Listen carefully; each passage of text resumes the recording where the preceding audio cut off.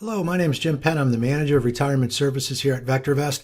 I'd like to thank you for taking the time. I just want to spend a few minutes and talk about the current market and the overall market view and ask you to consider taking a step back, right?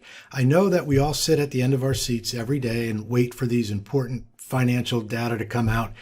For instance, the CPI or the GDP or employment numbers, whatever's coming out, we know is going to affect the market on the short term. We sit at the end of our seats and we look and we trade and invest based on that. Take a minute, take a step back, and I want to look at the more macro view of the current market and understand, as Dr. DeLito put it in a great presentation he created and has been giving for a long time. Our founder and mentor, Dr. DeLito, talked about in this presentation how the market works. Okay, let's take a look. Here at VectorVest, we believe the stock market is driven by earnings, inflation, and interest rates. So the way the market works is that stock value increases when earnings go up and inflation and interest rates go down.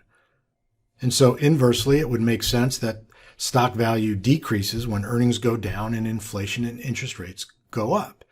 And that's currently the situation that we're in now. So what I want to do is go into the VectorVest program and take a look at what we call the market climate graph. Now in the market climate graph, I'll break that down for you. That the upper graph has what's called the earnings trend indicator.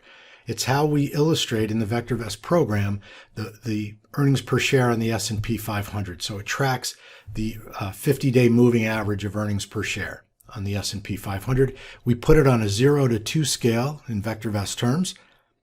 Down below, I have T-bills and T-notes to represent interest rates in this case, and then, of course, inflation with the CPI or Consumer Price Index and the Commodity Research Bureau or the CRB numbers, which track the important commodities important to our economy, of course. So what we're looking at here is, I'll start with the earnings trend indicator and how the earnings have fallen off here since April, May of 2022 when it peaked at 1.36 on that 0 to 2 scale, and it's been falling ever since. It's down at 1.01 as I record this. Down below, we can see interest rates. Again, I'm using T-bills and T-notes as the illustration there. Are at historically very high levels, as are the CPI and the CRB index.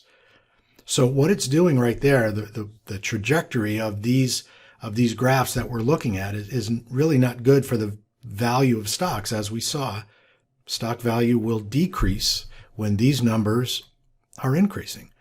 So really all it comes down to is we're looking for the trajectory of these graphs that we're looking at. And I have it set to a 2-year look. Right? I need to see earnings begin to tick up. I need to see interest and inflation on these graphs begin to turn over and come down a bit, right, before I can find that catalyst that's really going to move the market in the long term. The market climate graph is not designed as a market timing indicator. Okay, you're still going to use, if you use VectorVest, you're going to use the important short, intermediate, and long-term trend timing indicators that we use.